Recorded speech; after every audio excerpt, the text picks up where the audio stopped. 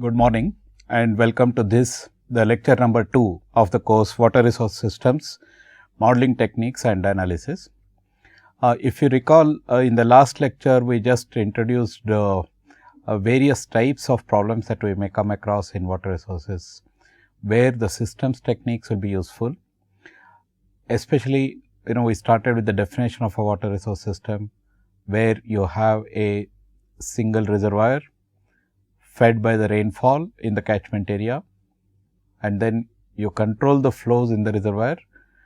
Because you are spreading the water in the reservoir, there is an evaporation loss, there is also an infiltration loss that takes place in the reservoir, and then you control the flows through your gated operation or through the spillways. Spillway is the water that reaches the top of the dam will go over the spillway and then join the downstream river. In the process, the system will also generate hydropower typically, and then you use the water for irrigation and municipal and industrial water supply.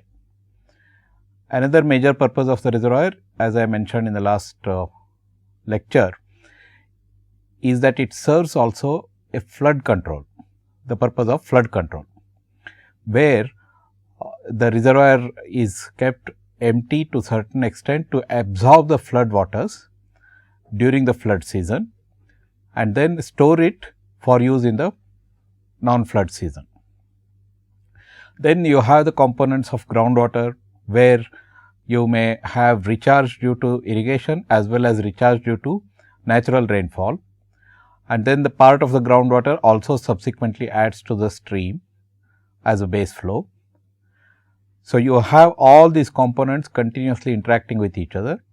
Then on the downstream of the reservoir, the flow that is let out from the reservoir as well as the flow that is generated in the downstream catchment because of the rainfall,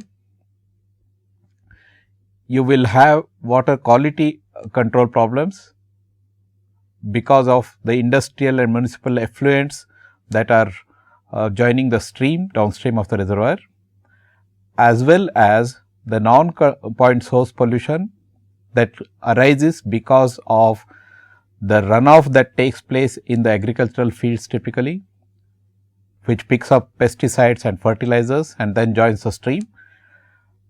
Also, the non-point source pollution is caused by the sediments themselves. So, the water will be carrying the sediments and then it joins the stream, and that causes the non-point source pollution. The non-point source pollution in general is non-controllable, whereas the point source pollution, which is typically because of the industrial and municipal effluents, can be controlled by providing treatments. So, this whole integration of the components constitutes one water resource system, where different components are continuously interacting with each other. You take any action on any one of the components, the other component gets affected because of this. And therefore, there is a need for us to look at water resource systems in a holistic, synthetic and integrated manner and model the water resource systems to answer some very important questions related to the operation as well as management as well as development of the water resource systems. So, we covered several different examples in the last class.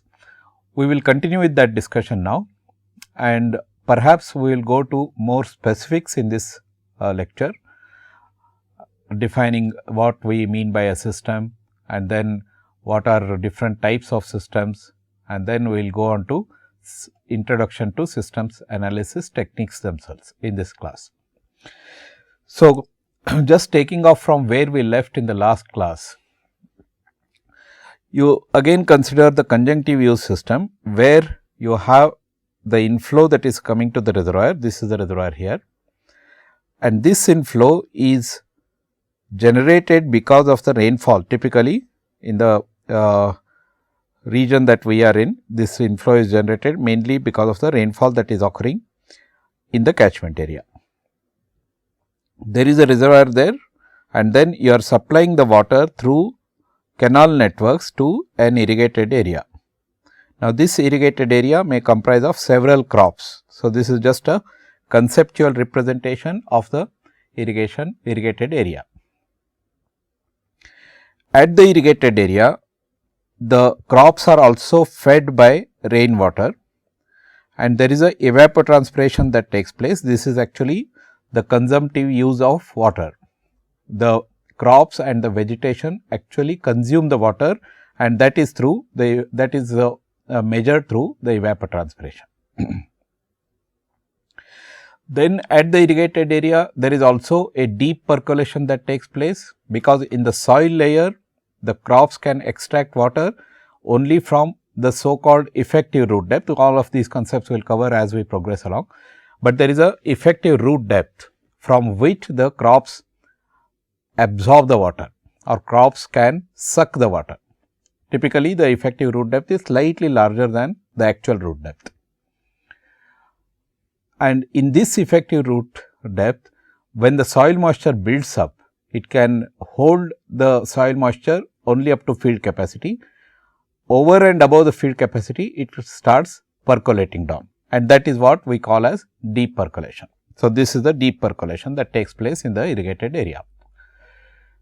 This deep percolation may or may not directly join the groundwater aquifer as recharge.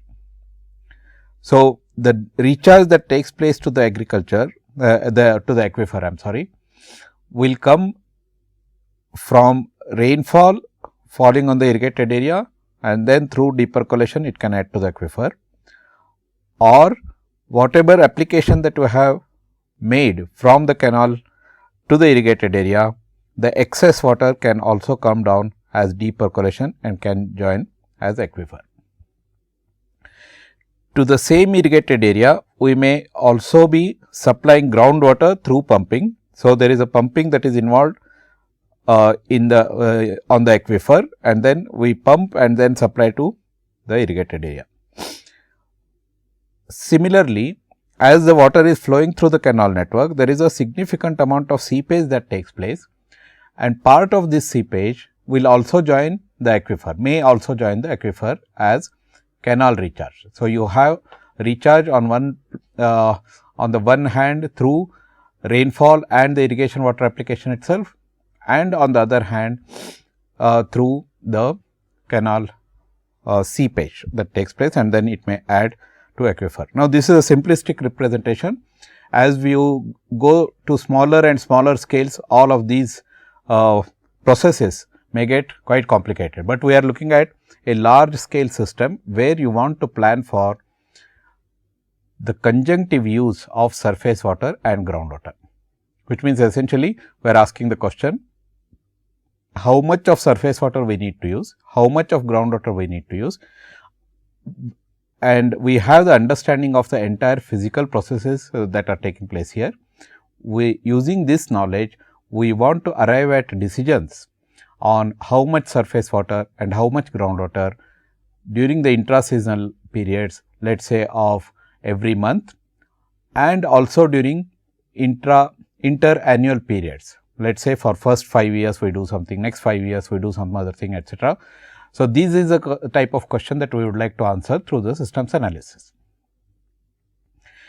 In posing this problem, we need to understand several physical conditions that we need to ensure. So, we are trying to pose this problem as a mathematical problem, and then we have to ensure that the physical conditions are all met in the mathematical problem. That is a main challenge of any systems analysis. So, typically what are the decisions that we are looking for? We are looking for how much to pump from this aquifer and how much to supply from the surface reservoir. So, there is one source of surface water, there is another source of groundwater. So, we are simply asking the question, how much of surface water and how much of groundwater we need to use, such that it becomes sustainable in some sense. What do we mean by that? Let us say that instead of surface water, you simply keep on using only the groundwater. What happens? The groundwater levels keep on depleting, and then it goes to such an extent that it becomes irrecoverable. No matter how much recharge you are putting, because you are drawing more water than you are putting in, the system becomes unsustainable, and therefore, you would like to supplement this supply with the surface water. So, the first condition we are putting is that the groundwater levels should not go below certain predefined level. The second condition is, let us say that you do not touch groundwater at all, but keep on using the surface water. What happens? Through the canal networks, you are supplying the water into the groundwater through the canal seepage, and also through irrigation and rainfall you are also recharging the groundwater, but you are not utilizing the groundwater, as a result of which the groundwater levels keep on coming up, and they come up to such a level that they intrude into the root zone of the crops. So, they come very close to the surface and soil surface, and therefore, they cause what are called as the water logging problems. So, the soil gets waterlogged, and therefore, the crops will start suffering. So, there is a lower limit of the groundwater table, and there is a higher limit of the groundwater table. So, you would like to operate this system such that the groundwater level is always within these limits. So, that is the first condition that we put. So, that is what we mean by this condition. So, we are making decisions on how much to pump from the aquifer and how much to release from the reservoir during various time periods. Let us say that you may talk of time periods as 10 days, 15 days, 1 month, etc. So, we answer this question at various time periods during the year. We arrive at these decisions to be implemented at various time periods within the year, while maintaining the condition of aquifer drawdown. That means, you are using the groundwater such that the groundwater level is always within those two limits that I just mentioned, that it does not cause the water logging, yet at the same time it does not go so down that it becomes unsustainable for utilization. Then at the same time, what is your main purpose? Your main purpose is to make sure that all your agricultural demands are met. So, you would like to use this water, both surface as well as groundwater, such that you are able to meet the irrigation demands, you are able to meet the municipal and industrial demands, and so on. So, whatever demands are there for this particular system, you are able to meet them completely or with a high reliability, and at the same time you are making sure that these conditions of groundwater are maintained. So, this is the way we pose the conjunctive use problem. Now, how to convert this into a mathematical statement, etc., we will see in the subsequent classes. Right now, let us understand what types of problems that we address typically in the systems analysis domain. Let us look at, just for completeness, we will look at some other problem. As I was mentioning in the last class, as you go downstream of the reservoir, where the river flows will be smaller, much smaller compared to the situation where there was no reservoir. If there was no reservoir, the entire stream flow would have come and then augmented the flow downstream. But the moment you put a reservoir, you are putting a block to that, and therefore, the downstream flows will be now only controlled flows.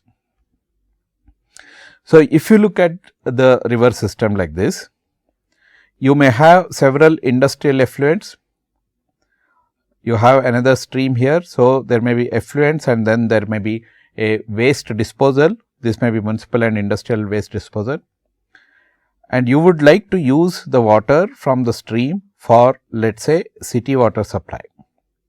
So, you have a city to which you want to supply the water from this point, and this city also produces the waste and then puts it back into the stream with treatment or without treatment.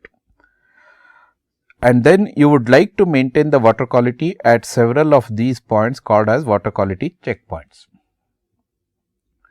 So, what are the questions that you would like to pose? That you want to maintain this water quality at various points, and therefore, you need to apply treatments at all these effluent points.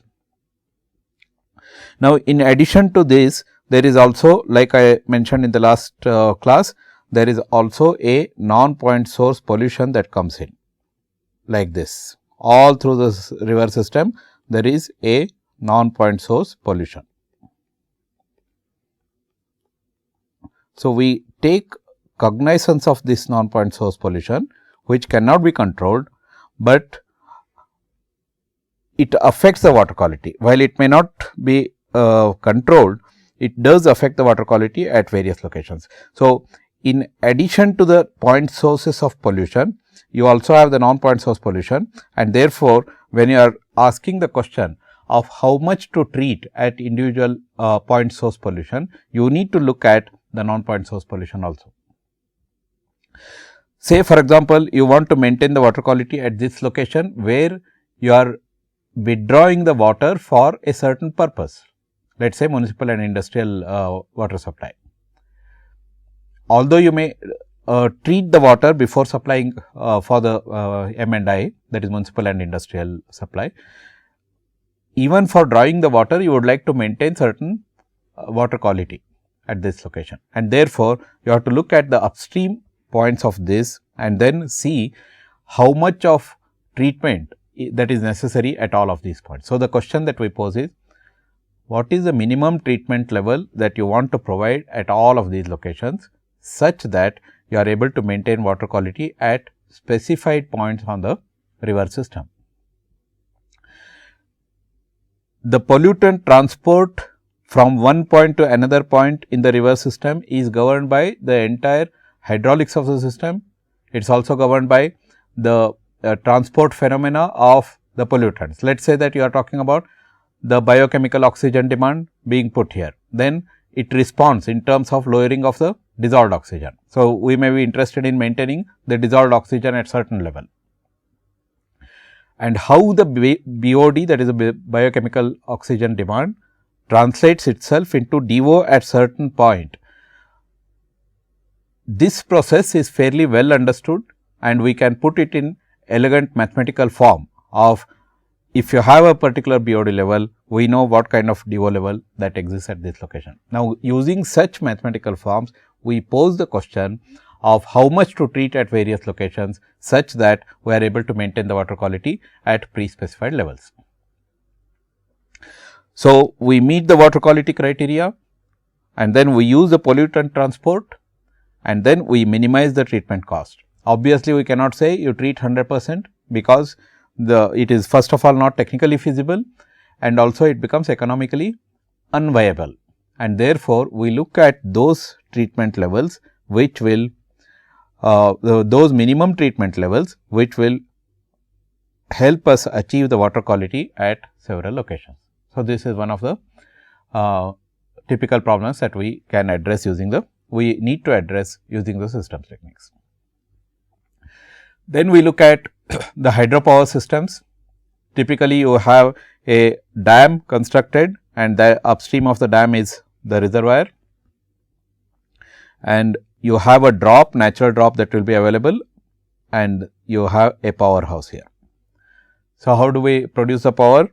From the dam, you release the water into the penstocks, and then there will be a turbine here. Because of the force created by this head, energy created by this head, the turbines are rotated, and because of which you generate power.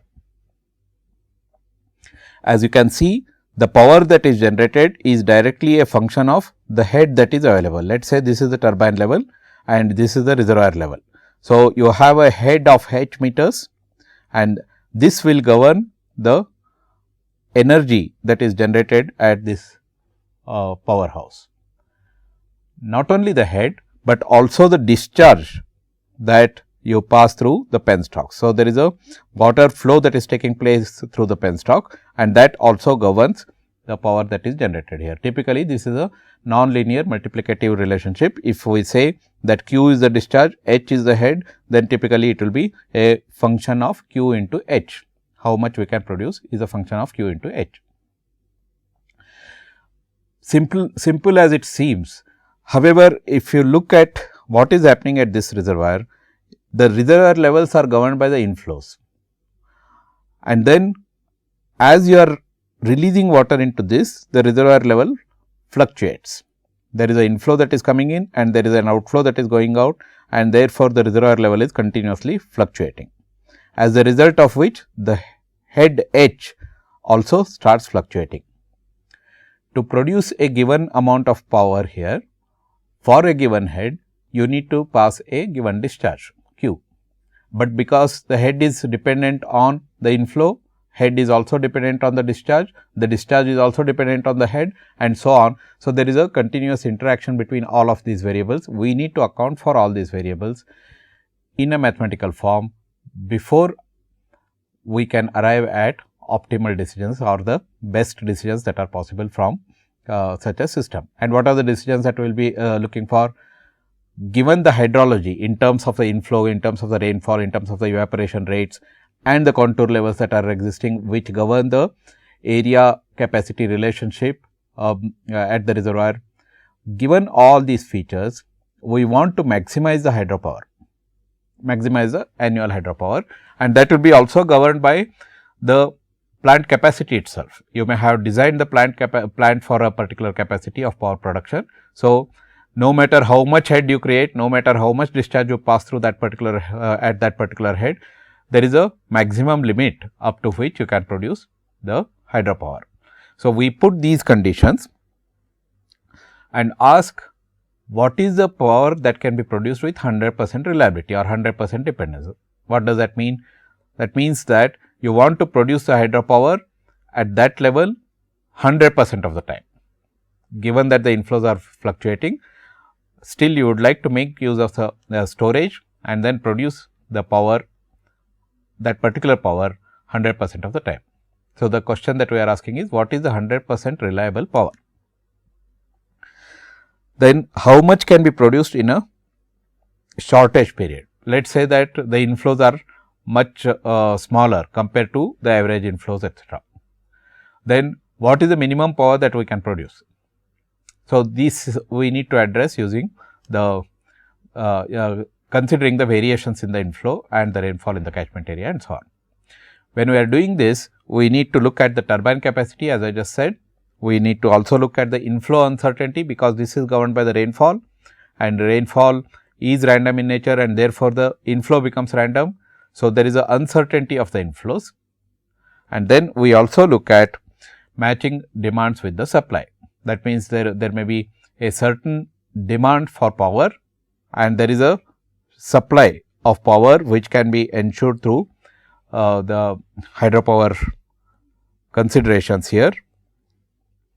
Then we need to match the demands with supply. So, these kinds of problems can also be posed as systems problems, maybe systems optimization problems, systems simulation problem and so on, and then arrive at the best possible decisions. One more important aspect is on groundwater pumping. Let us say that there is no surface water source and there is a groundwater source that you want to use. Now, as you start pumping, let us say that there is a agricultural field here, you want to supply the water for agricultural field, and this is the water table of the aquifer. As a response to the pumping, the head, the piezometric head will be changing. So, the water table will respond to the pumping decisions as well as the recharge that is taking place.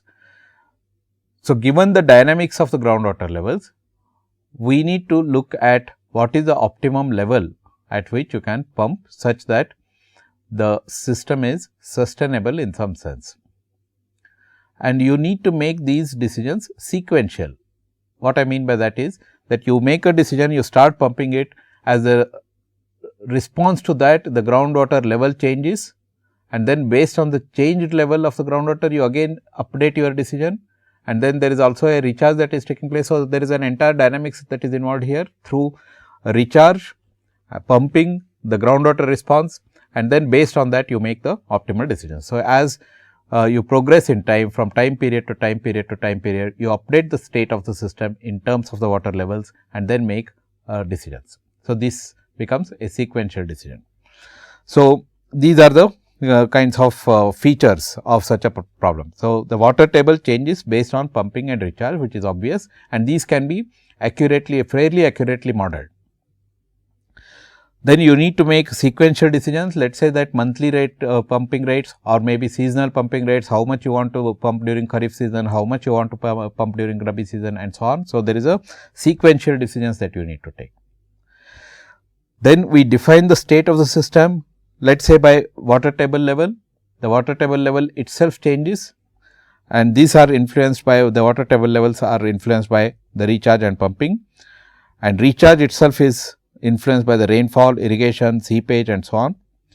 With all of these physical features of the problem, we want to meet the demand in a sustainable manner. Again, by sustainable, I mean you should not allow the groundwater to deplete beyond a point, and you should not allow the groundwater to come into the root zone causing waterlogging.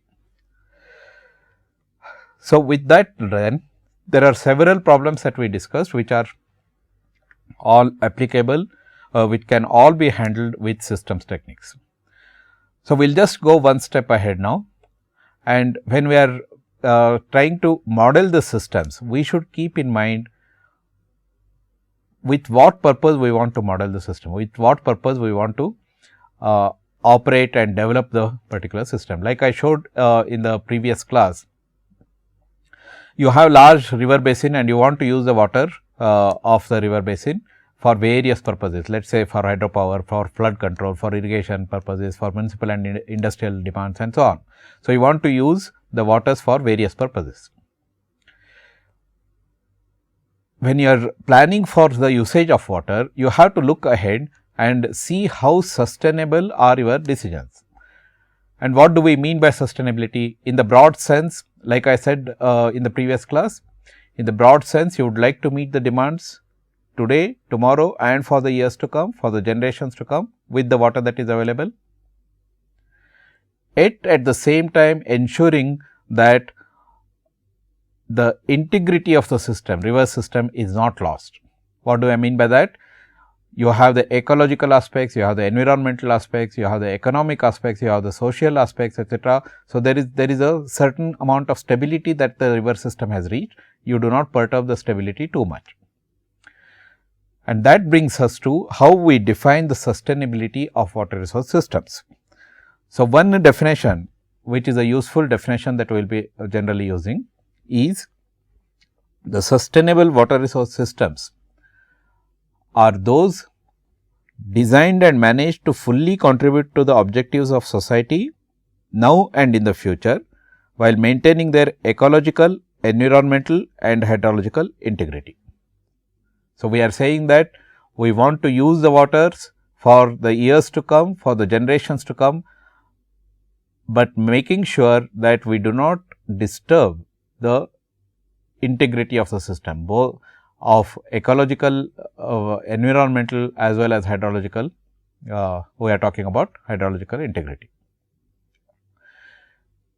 Now, because we are looking at the future, the sustainability is closely related to various measures of risk and uncertainty.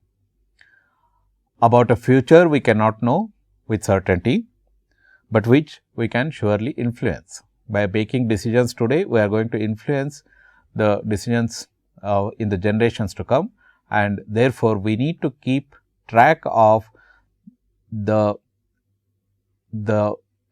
implications of the decisions that we are making today. In all water resource systems, when we are looking at optimal solutions, when we are looking at best compromise solutions, etc., we must keep in mind the sustainability issues. So, then when we are talking about sustainability, what kinds of quantitative measures that we can think of? First, as I said, we should be able to meet the demands, and therefore, we talk about reliability of meeting the demands. So, we make certain developmental plans, certain decisions, certain operational plans and so on, such that the reliability of meeting the demands today, tomorrow and for the years to come is quite high, which means we are asking the question, how reliable is the system in terms of its ability to meet the demands? That is the first question that we ask. Then in periods where the system fails in terms of its ability to meet the demands. So, there are certain periods in which the system is unable to meet the demands. Now, these are the failure states. Once the system enters into the failure state, how quickly can it bounce back, recover from the failure? Now, that is a measure of resiliency. So, we say how resilient is the system, how reliable is the system in terms of its ability to meet the demands, how resilient is the system in terms of its ability to bounce back from failure once a failure occurs. In fact, in water resource systems, it is not just the amount of failure that is important, as you can very easily see, it is also the time of failure that is also important.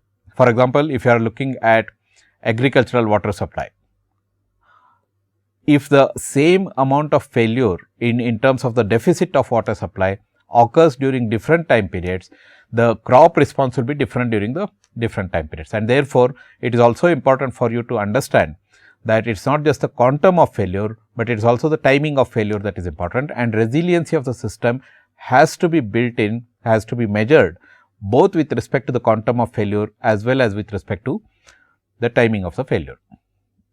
Then we also have productivity index. Let us say you are talking about agricultural productivity, you are talking about productivity in terms of hydropower generated, you are talking about productivity in terms of the flood control that you have been able to achieve, etc. So, the productivity is actually what is the return that you get out of certain decisions that you make. Then you also have vulnerability of the system. That means that there is a failure that has occurred, and because of this failure there are huge losses that take place. Let us say that you built a system for flood control, but the floods did occur and then your system failed to control those types of floods, and because of which huge economic as well as livelihood losses take place, and therefore, the vulnerability of the system is directly related to the consequences of failure.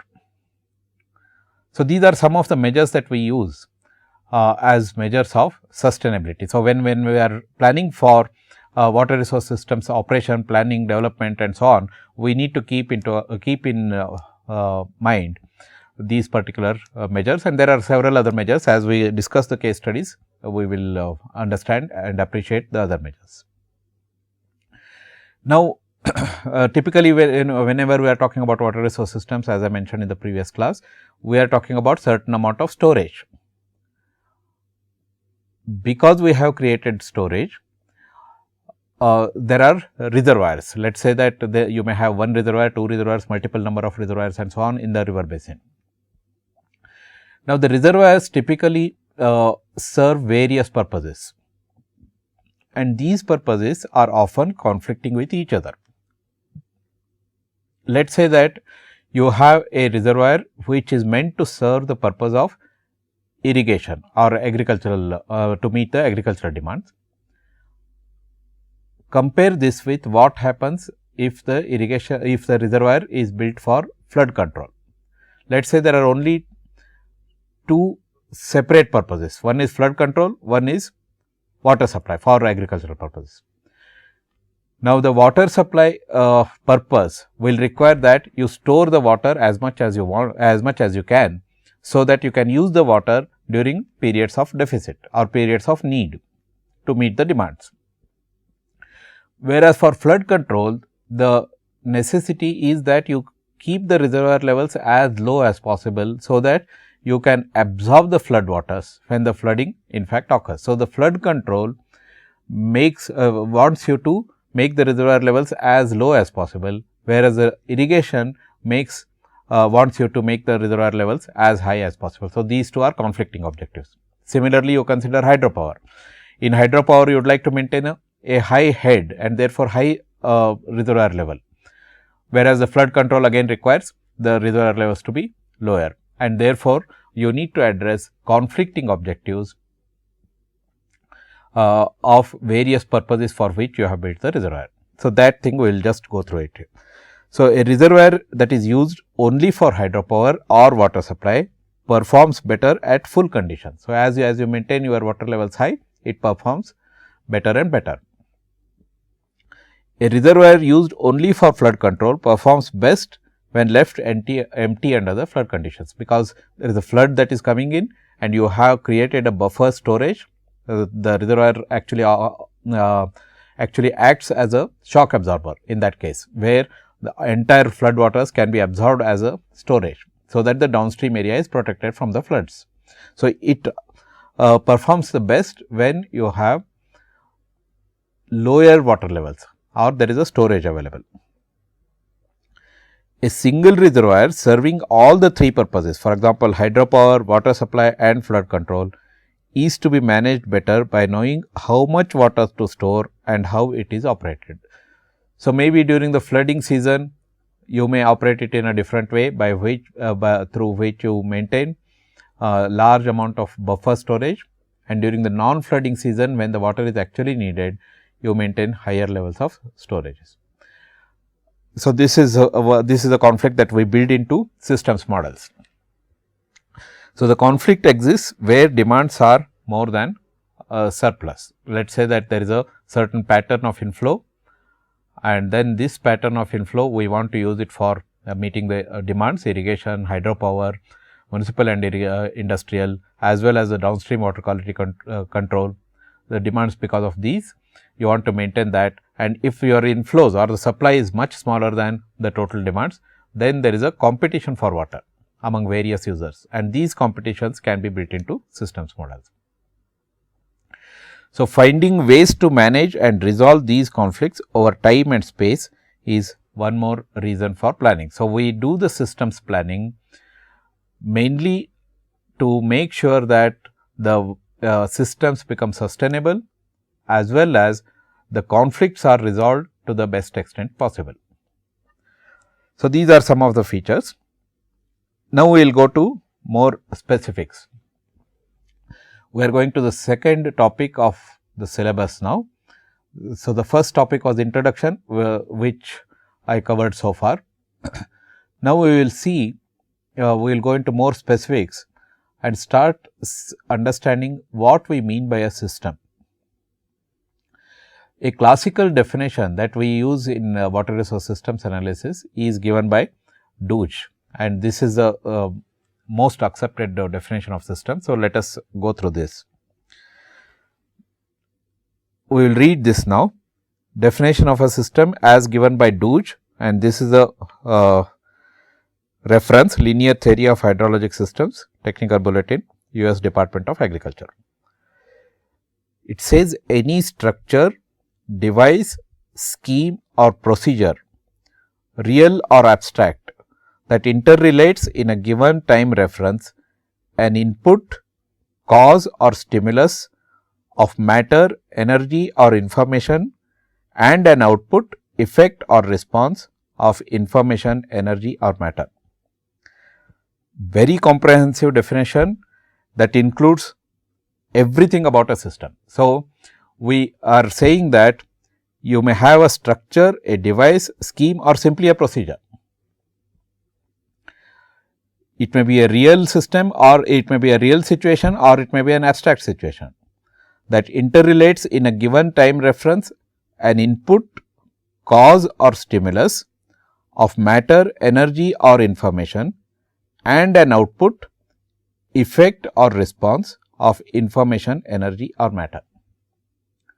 So, in that sense, let us look at the water resource system example that we looked at earlier. Now, we call this as a system. Let us say that it has a structure.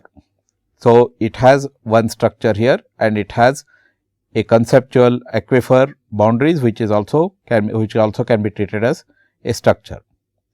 Then there are all functional components, which are schemes. For example, you may have an effluent discharge coming here, a non-point source pollution coming here, etc. So, they are all schemes.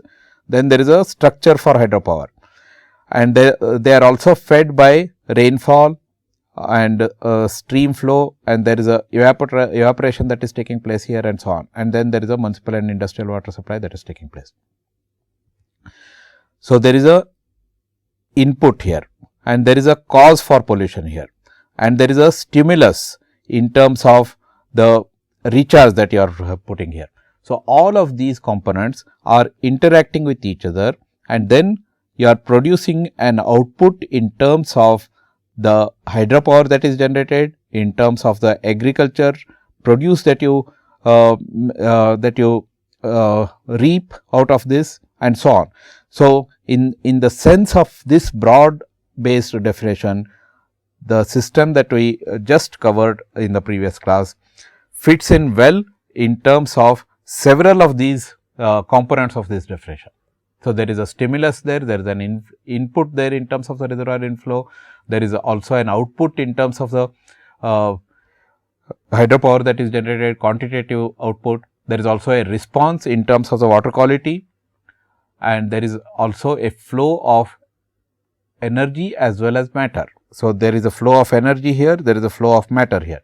So, in that sense, a typical water resource system perfectly meets the definition of the system as given here.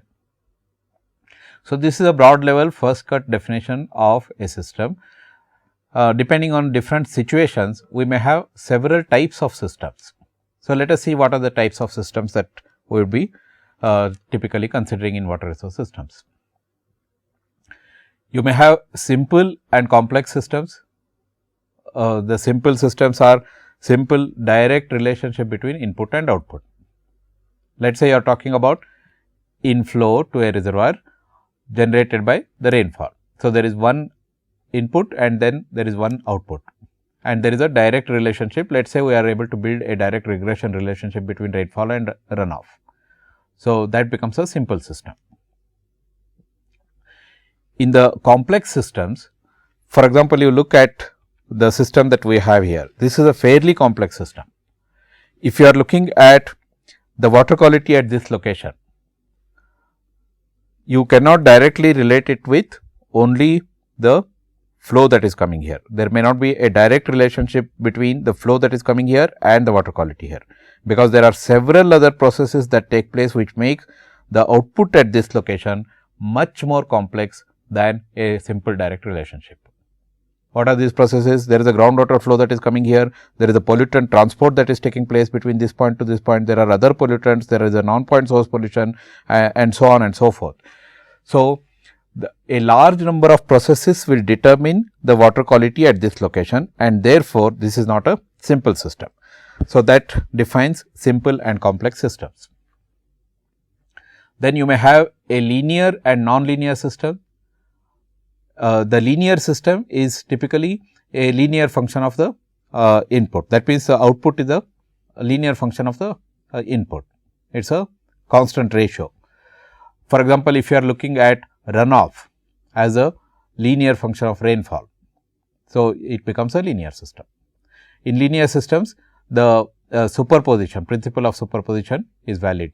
Those who have gone through the hydrology courses will know that the unit hydrograph theory is in fact a unit hydrograph is in fact a linear system, where the principle of superposition will be valid. In non-linear systems, the relationship between input and output becomes non-linear. So, very simple definition. Let us say you look at the water quality at a particular point. The BOD-DO relationships here are all non-linear. So, you put a load here and you want to measure the output in terms of the water quality at this location, that relationship is a non-linear relationship. And in the non-linear systems, the principle of superposition is not valid. There is a whole theory for linear systems. We will not at this point worry too much about that. Those who have gone through the applied hydrology course would know more about the linear systems. Then we have time variant and time invariant systems. In the time invariant systems, with respect to time, the system parameter, system behavior is changing, and typically all water resource systems are time invariant systems. Let me repeat that. In the time invariant system, the system behavior does not change with respect to time. Time variant systems, it varies with respect to time. In many situations, you may have in fact time variant systems, where you need to account for different types of behavior during different time periods. However, there are situations where you would like to approximate this as a time invariant system because of the simplicity with which you can handle the time invariant systems. Then you have continuous, discrete and quantized systems. In the continuous systems, the changes in the system take place continuously. Typically, you look at the inflow relationship, inflow caused by rainfall. As the rainfall occurs, the inflow will be responding continuously in a continuous time manner. Whereas, in the discrete systems, the responses of the system will be only occurring at discrete time periods. Let us say that you are talking about monthly operation of a reservoir. So, every month, although you are operating it continuously, you are reckoning the change in the system in a discrete time intervals. So, every month you will measure the water level and then say that this much amount of water has gone during this particular month and the reservoir level has changed from this state to this state. So, although the change would have in fact occurred continuously, you will reckon the changes only at discrete time intervals. Then there are quantized systems, where system changes only at certain discrete intervals. Typically, in monsoon climates, let us say that you say the seasonal change in the groundwater level, seasonal change in the reservoir levels, because throughout the season something has happened and therefore, there is a quantum change in the system at the end of the season. So, the quantized system we take only discrete intervals and then there is a quantum jump or quantum change in the state of the system. Then you have lumped parameter system and distributed parameter system. As the names indicate, the lumped parameter, you do not consider the variation in space. Let us say that you have a large river basin and you have several rain gauges there, which all indicate that there is a spatial variation in the rainfall pattern in the river basin. However, you do not account for the spatial variation, you take only an average rainfall over the entire basin and then say that this is the rainfall during a particular time period. So, the spatial variation of the various processes that are of interest are ignored. So, that is called as a lumped parameter system. In the distributed parameter system, you may account for certain parameters or certain variables, the variations, spatial variations of these certain variables and the parameters across space. For example, you are talking about distributed hydrologic model, where from one sub basin to another sub basin, the parameters are changing, parameters in terms of your storage coefficient, transmissivity, in terms of your runoff coefficient and so on. So, these may be changing from one point to another point and you would like to account for the spatial variability of these parameters and variables, then it becomes a distributed parameter system. Now, when we say distributed parameter system, it does not necessarily mean that all the parameters, all the variables are accounted for as distributed parameters or variables. We may choose some important parameters and variables and then account for the spatial variability of those particular parameters or variables. Then we have the deterministic and the probabilistic systems. The deterministic systems will always provide the same output for a given input. That means, let us say that you look at the Newtonian type of models, S is equal to ut plus half at square. You give a particular u, which is the initial velocity, the time and an acceleration a. No matter when you apply, no matter where you apply, you always get the same s. So, these are called as the deterministic systems. Whereas, you look at any typical natural system, any typical water resource system, you provide the same input today and tomorrow the output that you get today will be different from the output that you get tomorrow. In terms of, let us say, rainfall and runoff, you provide the same rainfall, you get different runoff during different time periods. So, they become uncertain or probabilistic systems. There are ways of handling the probabilistic systems. We will cover this during this particular course. Then you have the concept of stable systems, like the intuitive understanding of stability, that you perturb the system does not get into an instable or unstable condition. It still is stable, which means that if your input is bounded, that you provide the input in a certain range, the output is also bounded. Output does not become unbounded. So, that defines the stability of the system. Okay, with that, now we have understood what we mean by a system, what are the characteristics of water resource systems, what are the different types of systems that we come across, how we classify them, and so on.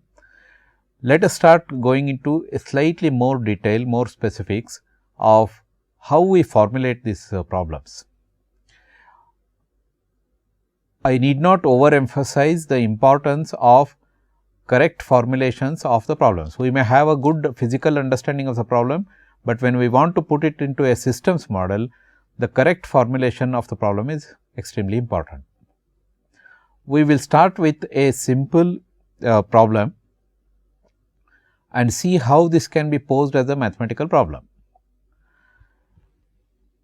We will again revisit our water quality management problem, where you have a stream, and let us say there are only two industries here, industry number 1 and industry number 2.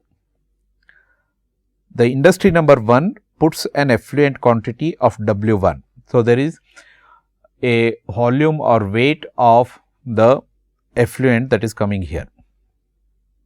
Similarly, industry number 2 is producing another effluent waste W2, and it is putting at location number 2. You would like to maintain the water quality at location number 3, which means that you would like to use the water at location number 3 for some purpose. Let us say that this simple problem, we will use the dissolved oxygen as one of the indicator of the water quality indicator. Because you put a effluent quantity W1, there is a DO level or the dissolved oxygen level of Q2 at this location and Q3 at this location, small q2 and small q3. You put a quantity of W1 here, W2 here, as a result of which you get a DO level of Q2 here, Q3 here, which will be a function of several physical variables. For example, the entire hydraulics of this, the relative humidity, the wind speed, the temperature, and so on. So, there are large number of variables that are affecting these levels Q2 and Q3.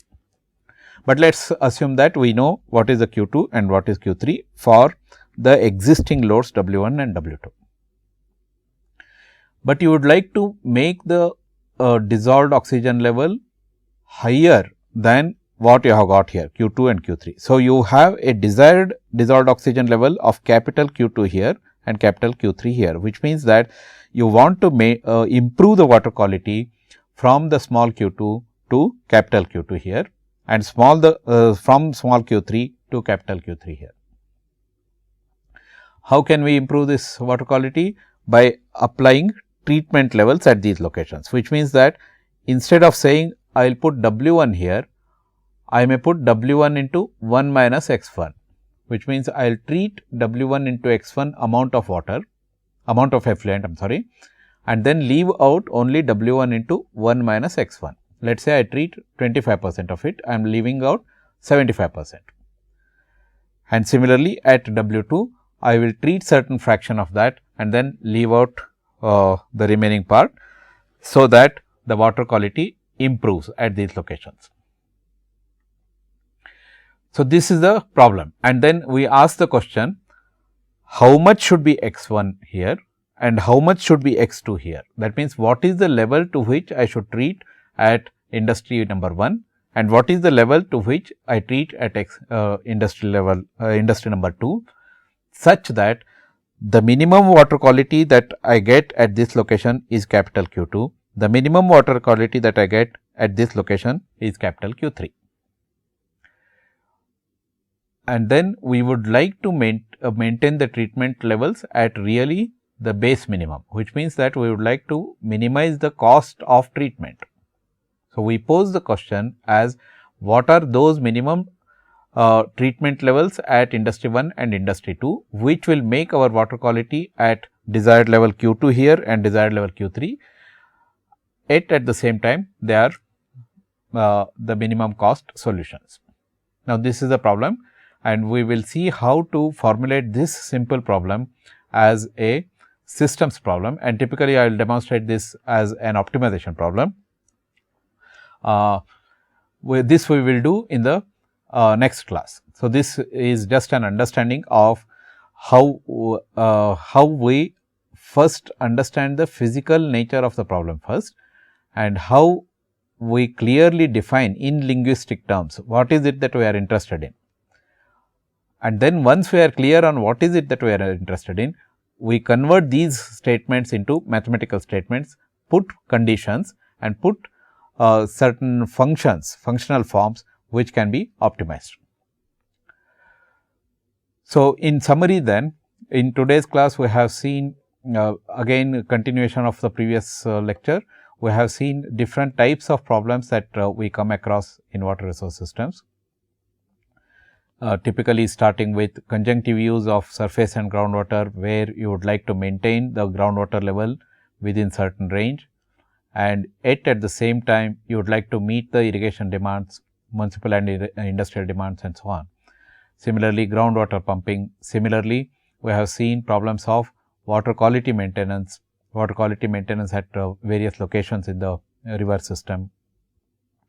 And then we introduce the important concept of sustainability of water resource systems, where we say that you manage, operate and develop a water resource system such that you are able to meet the demands today, tomorrow and for the years to come without sacrificing the ecological, environmental and hydrologic integrity of the system.